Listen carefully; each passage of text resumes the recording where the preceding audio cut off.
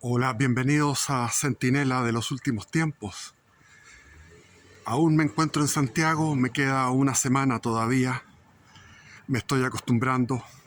Vengo saliendo de una misa exquisita, fabulosa, perfecta, celestial. La misa de la Fraternidad San Pío X aquí en Metro Los Dominicos. Hoy día se conmemora o se celebra al santo, uno de los santos más importantes, que es San José. Si nos vamos por las palabras del mismo Cristo, el más santo de los hombres, el mejor nacido de mujer, dijo Cristo, era San Juan Bautista. Y en este caso estaríamos hablando también de José, castísimo esposo de María, junto con los del Antiguo Testamento, del Antiguo Pacto, que eran Moisés y Elías, que son los que acompañan a Jesús en la transfiguración, que fue el domingo pasado, la fiesta de la transfiguración, que es nuestro destino, si nosotros somos inteligentes. ¿Qué más inteligente que un santo? Es decir, estos 4 hombres, Moisés, Elías, San Juan Evangelista y San José, castísimo esposo de María, nuestra madre, eran los hombres, no solamente los más santos, si son los más santos, son los más inteligentes, los más sabios, porque ¿qué más inteligente que hacerle caso a la voluntad de Dios? Hacer la voluntad de Dios es lo más inteligente que uno puede hacer. Y no hacerla es lo más estúpido. Por eso que la Biblia habla del necio, del huevón, del tonto, del estúpido, aquel que no practica la voluntad de Dios. Y hoy día hay una noticia de 46.000 son los militantes del Partido Nacional Libertario. Felicitaciones, porque se ha constituido en un movimiento importante. Ya superamos al Partido Comunista, superamos al Partido Socialista y solamente nos queda por superar al Frente Amplio, que es un conglomerado de no sé cuántos partidos, no tengo idea cuántos son, que son alrededor de 60 y algo mil. Así que hay que ponerse con la firma en el cervel para multiplicar el número, ser más, seamos más, no seamos huevones. Hay una oportunidad histórica de arrasar, de generar un tsunami facho, un tsunami tradicional, un tsunami patriótico, libertario, nacionalista, todo junto, todo, un combo facho. Bueno, y hoy día quería hablarles porque de partida no puedo preparar videos porque no tengo dónde leer libros. Fui hoy día a comprar a San Diego, a la calle San Diego, donde está Ribano, que es una librería de libros viejos, y miraba para todos lados y encontraba buenos libros. Qué cosa más maravillosa entrar a una librería que son de libros viejos y encontrar libros buenos por todo lado. Este otro. Estaba en una avaricia de poder llevarme. Por suerte que andaba con poca plata, porque si no, compré, por ejemplo, un recuerdo del pasado de Vicente Pérez Rosales, que no lo tengo, y quiero tenerlo para leérselos a ustedes. Compré un libro sobre San Juan de la Cruz. Hay también uno de geografía, de la antigua geografía bella, todo bien hecho, bien redactado, etc. Bueno, y me reconcilié con el centro de Santiago.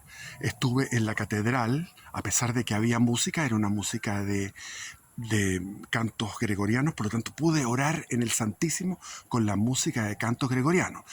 Después estuve en la iglesia de los agustinos y después estuve en la iglesia de los jesuitas, mi iglesia, la iglesia de los jesuitas, la iglesia de San Ignacio, mi iglesia. Así que estuve en 3, después fui a las librerías, recorrí el antiguo Congreso, donde mi padre iba como senador, y me acuerdo que íbamos con mi madre a a una cooperativa del Senado que está enfrente de la entrada principal del Congreso. Hay una calle con adoquines, ahí estaba la cooperativa del Senado. Yo me encontraba de niño con unos bigotúos que eran los palestros, que eran unos diputados del... Era una cooperativa del Congreso, no de solamente de senadores. Y estaba los palestros que tenían unos bigotes al estilo Nietzsche, como morsa, así tremendo. Y yo le decía, mamá, mira ese. Tranquila, callado niño. Íbamos con un carrito recogiendo víveres que ahí se vendían baratos para los parlamentarios, pero los parlamentarios eran personas humildes, no eran grandes sueldos como los de ahora. Era una cosa de mucha humildad. Tanto así que mi padre viajaba en micro conmigo, o sea, viajábamos en autobús urbano, lo que se llama en Chile una micro, o una liebre, se llamaban las más rápidas. Y yo viajaba con mi padre siendo él un hombre famoso, un hombre del Senado, con terno y corbata. Íbamos en la micro, a veces íbamos de pie porque iba llena la micro, porque en esa época era un Chile pobre. Un Chile austero, más que pobre, era un Chile austero. Y de ahí me vengo acordando de todo lo que era el centro, los cines. Estaba el cine Lido, el cine Rex, al lado de la plaza, en la calle Compañía, al lado de la Plaza de Armas. En la Galería España estaba el cine España, el cine Gran Palace, que tenía unas luces que se iban cambiando de rosado a morado en los costados. Se me olvidan ya los nombres de tantos cines. Estaba repleto de cines y de buen cine de esa época. Íbamos con mi padre en la época de la Unidad Popular a ver cine soviético. Y ahí vi, por ejemplo, tenía yo 11 años, el acorazado Potemkin. Los 10 días que conmovieron al mundo de John Reed, que es la toma del Palacio de Invierno, que era una puesta en escena de un cine mudo. Después la toma de Berlín con todos los miles de tanques T-34 de verdad puestos en escena, los tanques T-34 que quedaban en aquellos tiempos de los años 60. Y hacían unas superproducciones, el cine soviético, la toma de Berlín, etcétera, etcétera. O sea, vi muchas películas. Y cuando salía la bandera roja, la ponían en el Reichstag, la bandera roja, todos se levantaban y aplaudían a rabiar, aplaudían a la bandera roja comunista. Y yo le decía, nosotros sentados, los otros se paraban, y yo le decía, papá, aquí está lleno de comunistas. Y mi padre me decía, cállate, que nos van a sacar la cresta. Pero éramos los únicos que estábamos viendo ese cine de arte, digamos. Cállate, conchito madre. Y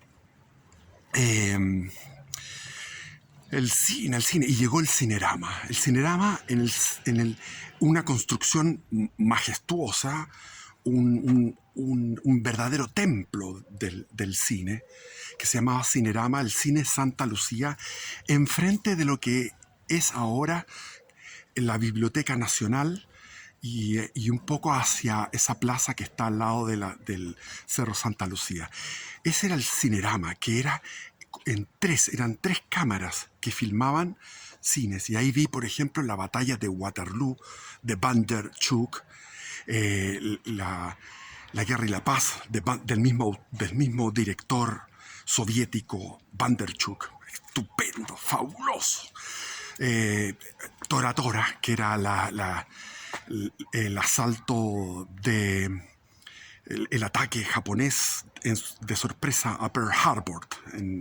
Ese fue el 7 de diciembre de 1941.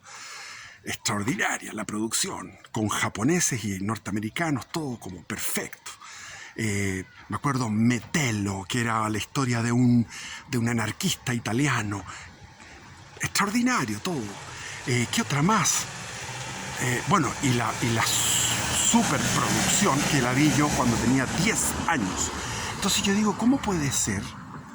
La vi a los 10 años. La vi una vez, una sola vez. A los 10 años me quedó grabado para siempre. 2001, Odisea del Espacio, dirigido por Kubrick, Stanley Kubrick, cuando estaba empezando su carrera cinematográfica. Después tuvo una serie de cines, de películas, de producciones extraordinarias, Kubrick. Y yo digo, ¿cómo puede ser que yo con 10 años me acuerde con tanto lujo de detalles? Lo tengo en mi mente grabado, todas las escenas, no todas, pero muchas de las escenas, fragmentado. Obviamente no tengo toda la película entera. Me gustaría verla de nuevo y no la encontré en internet. Busqué en internet, no la encuentro. Pero sí encontré, por ejemplo, algunos comentarios, algunas cosas. No va porque el cine, como la literatura, como una poesía, como las sagradas escrituras, ¿qué es lo que dan? Dan una lectura múltiple. Uno puede interpretarlo múltiplemente. Me recuerdo que el que habló de la película era Gastón Sublet en la Universidad Católica, y yo me acordaba de la película y lo escuché a él, y ciertas interpretaciones que las tengo, ciertos comentarios reflexivos de mucha sabiduría de Gastón Sublet, que me quedan algunas dando vuelta, pero ganas de verla. Pero les puedo decir que esa película, bueno, se estrenó en 1968 y en 1970 en el Cinerama, y no era Cinerama precisamente, fue el mismo Kubrick el que liquidó el Cinerama, y fue una película que los productores estaban pensando que esto iba a ser una plata botada, porque era una película muy extraña, y fue un éxito de taquilla, un éxito. Entonces me acuerdo que comenzaba mostrando unos primates, y estos primates, venía una tribu de primates, tenía un pozo de agua, que si llegaba otra tribu de primates a disputar el territorio, y no sé cuál ganaba, no me acuerdo, pero ganaba una de ellas, y de repente había uno que tomaba uno de los huesos que había ahí, porque había una serie de huesos de no sé si de animales cazados antiguamente, unos huesos secos, y agarraba un hueso, un fémur, y lo tomaba hacia arriba, y en ese momento venía la música de Wagner, de Así habló Zaratustra, no sé si es de Wagner o de Strauss, pero es tan, tan, ta, tan, tom, tom, tom, tom, tom. ¡Pah! Y empieza este primate a golpear los huesos, y como que le viene una iluminación, un descubrimiento del arma. El hueso, el fémur, es un arma. Esto es una tesis completamente evolucionista, y sabemos que el evolucionismo es equívoco porque va contra la lógica. Algo inferior no puede generar algo superior. Pero la ciencia se las ingenia de cualquier manera, y como no existe la transmisión de una especie generando otra especie, porque la genética no lo permite, es muy difícil que exista una mutación que pueda generar una especie a otra, y menos una superior. Entonces están hablando de la acción de los virus, de las bacterias de los virus, que podrían alterar la genética, y de ahí vendría la evolución. Sea como sea, no es posible que algo inferior genere algo superior. De una piedra, uno no puede, de una piedra o de un caldo de cultivo, digamos, un caldo primigenio en un mar primigenio, ese caldo, de ahí emerge una célula. Eso ya es una cosa que no se puede entender, como de una cosa inanimada entra una cosa animada unicelular, y de ese unicelular tú le pones 2.500 millones de años de evolución, y nos encontramos con el genio de Juan Sebastián Bach, con su intelecto, con todo, produciendo todas esas miles de obras formidables. O sea, la lógica aristotélica es irredarguible, y dice, pues solamente algo igual o superior puede producir algo igual o superior. O sea, algo superior puede producir algo inferior, o algo igual puede producir algo igual, pero no una cosa inferior. Bueno, en todo caso, esta era una tesis.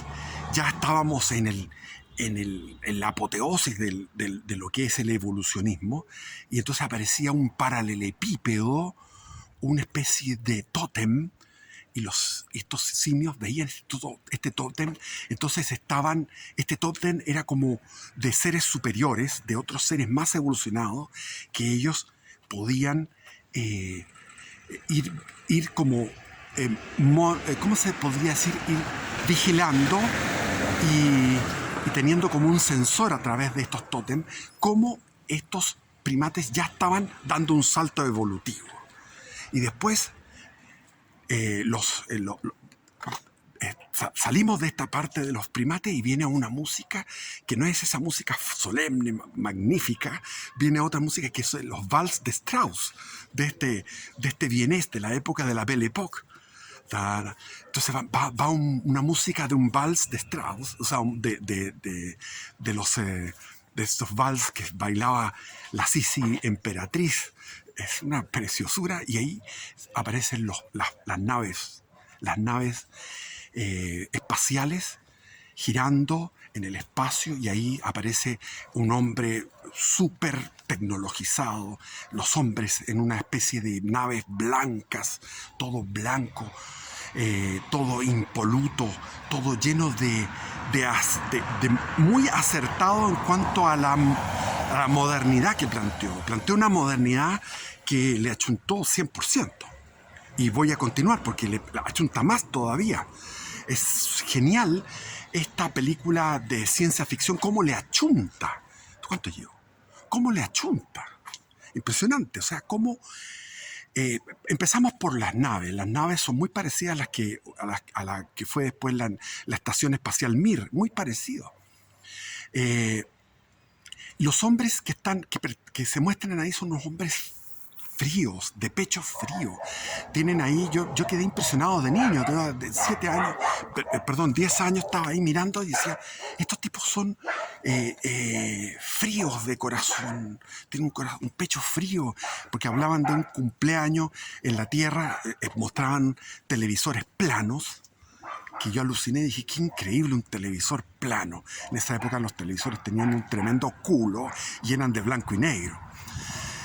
Y teníamos un solo canal de televisión, que era el canal 13 de la Universidad Católica. Todavía no llegaba el canal 7 del Estado, que fue al final el último gobierno de Frei.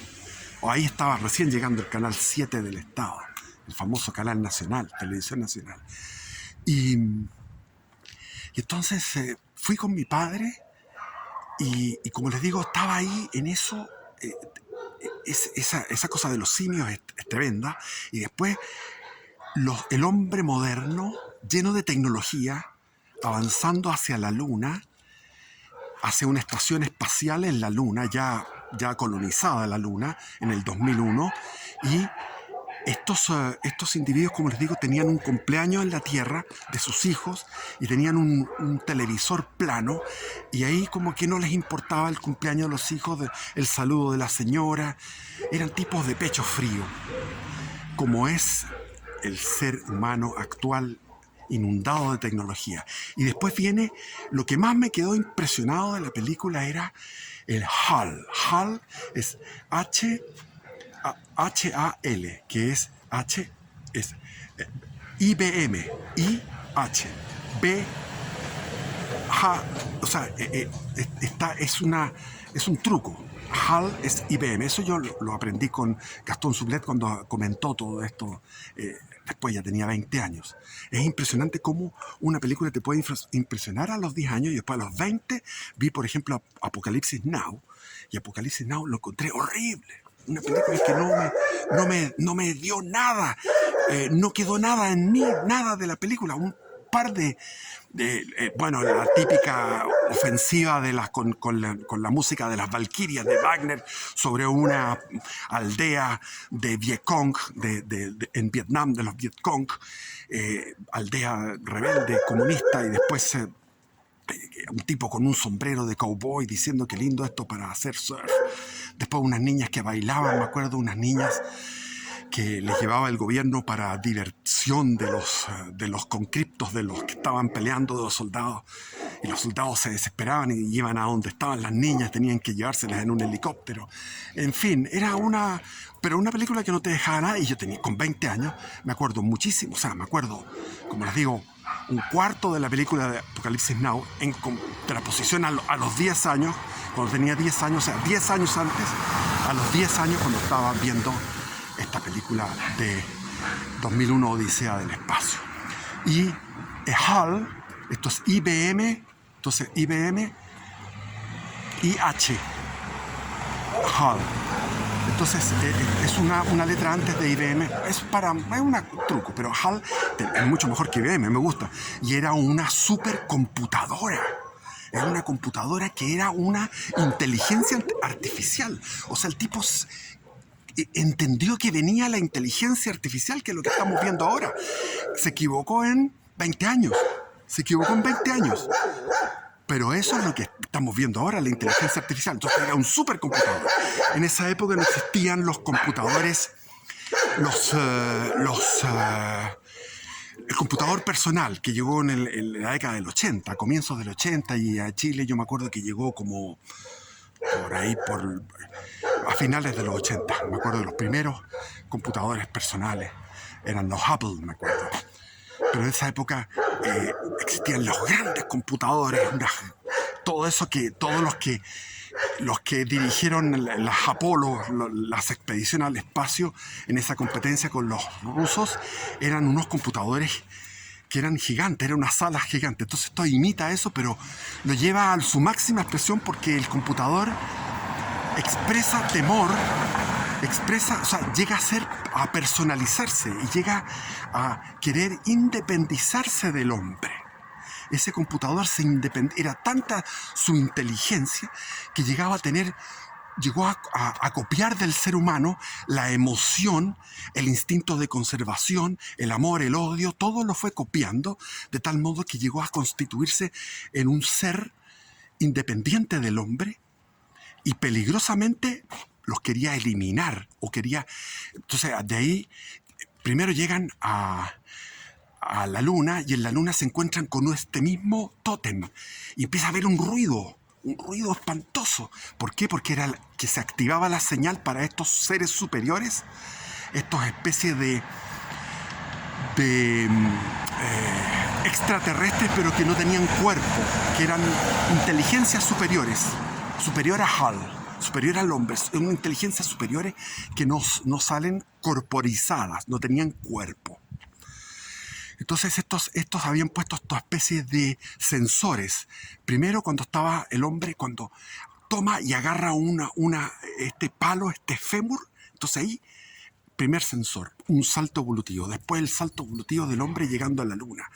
Entonces estos astronautas encuentran este ruido, encuentran este paralelepípedo, este artefacto claramente artificial, que más encima emite un sonido, un chirrido espantoso, porque era que se había detonado el sensor de estos seres superiores para avisarles de que el ser humano había dado otro salto evolutivo, que era llegar a la luna. Y de ahí venía la expedición, una nave espacial que iba a ir a Júpiter. Y ahí Hall desconecta a los que estaban durmiendo en hibernación, estaban hibernando, estaban como en un congelamiento, unos 13 astronautas en congelamiento, y había otros 3 que estaban despiertos.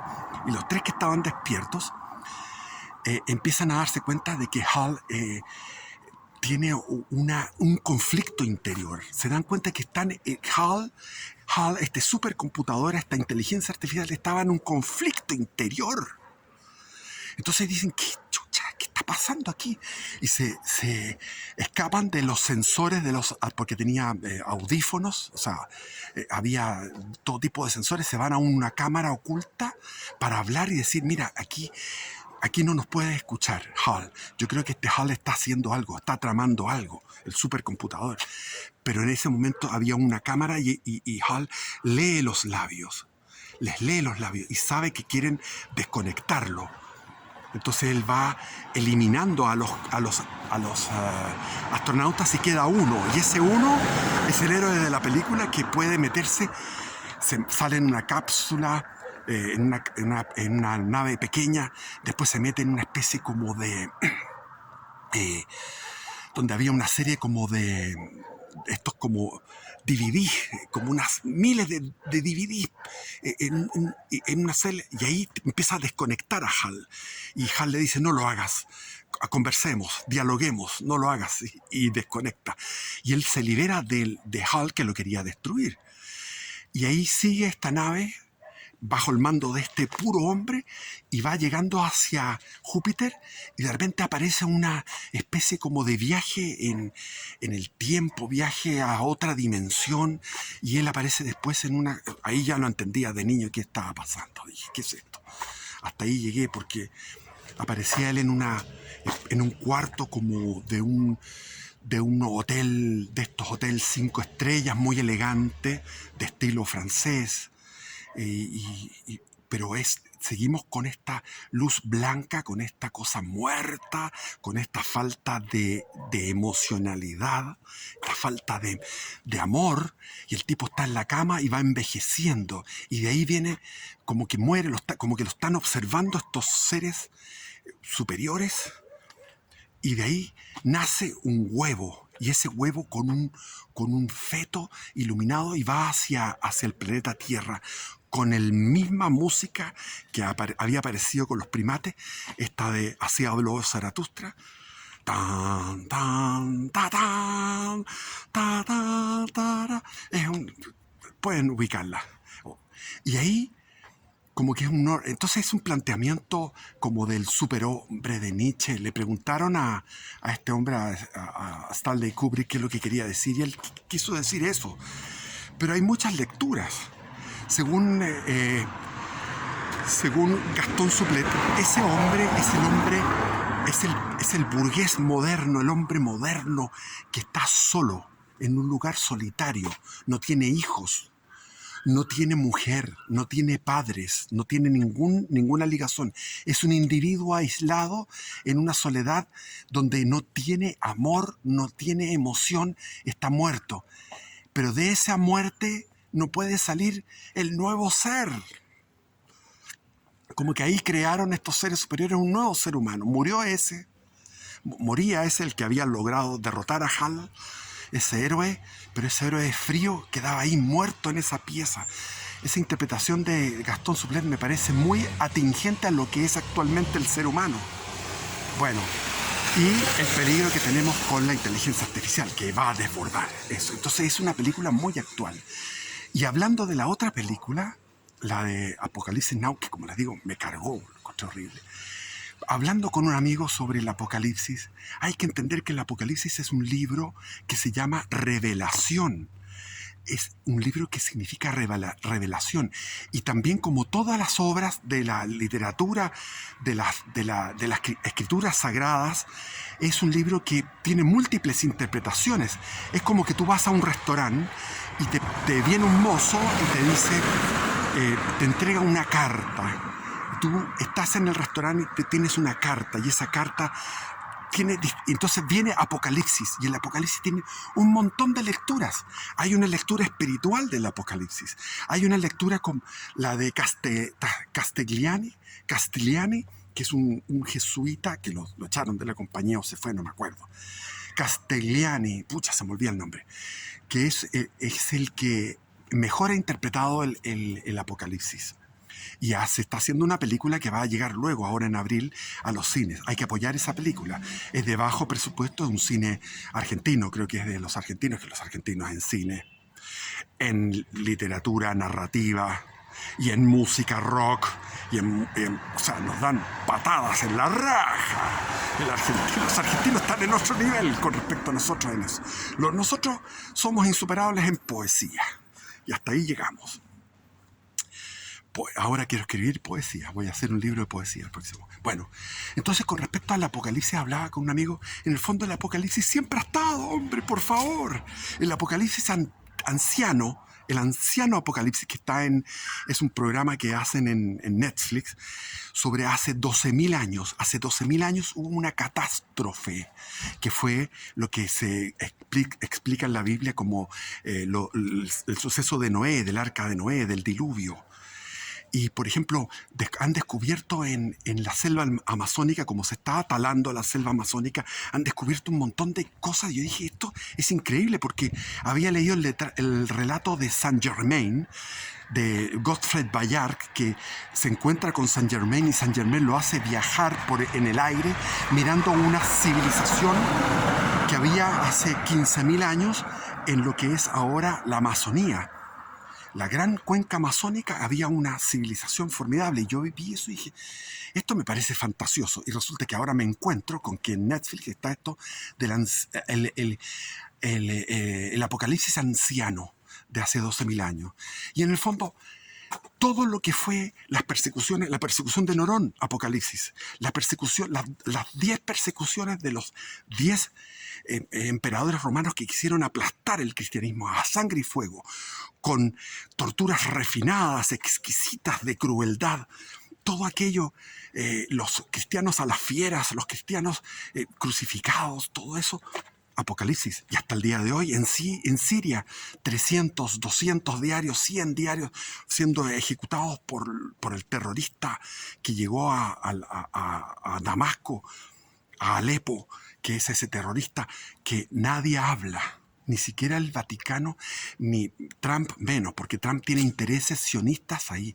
Por lo tanto, es funcional al Estado de Israel. La descomposición que hay en Siria es funcional al Estado de Israel, porque Israel está generando una especie de colchón con los drusos en el sur, y ellos han generado un kilometraje de colchón para los altos del Golán, porque ellos están pensando en el gran Israel, para construir el tercer templo, para que llegue el Mesías. Joder, o sea, seguimos en el Apocalipsis. La Primera Guerra Mundial, Apocalipsis. La Segunda Guerra Mundial, Apocalipsis. La Guerra Fría, toda la guerra, el mismo Vietnam, Corea, está lleno de apocalipsis. Y tenemos nuestros pequeños apocalipsis en nuestra vida. La separación matrimonial, un pequeño apocalipsis. Pero es un gran apocalipsis para cada uno. El divorcio, ir a tribunales con la ex cónyuge, eso es un apocalipsis gigante para cada uno de nosotros. Entonces, el apocalipsis, como si ustedes van y ven Mahoma, es uno de los monstruos del apocalipsis. Mahoma, cómo se expandió el Islam a sangre, a espada. El Apocalipsis. Lutero, Calvino, las guerras religiosas del siglo XVI y XVII, la conquista de los ingleses de América para los nativos americanos, la conquista de los ingleses de Norteamérica, Apocalipsis. El Concilio Vaticano II no bien comprendido, porque es magisterio eterno de la Iglesia. Las 4 constituciones del Concilio Vaticano II son magisterio eterno de la Iglesia, pero han sido mal interpretadas porque no se conoce, es ignorado el Concilio Vaticano II.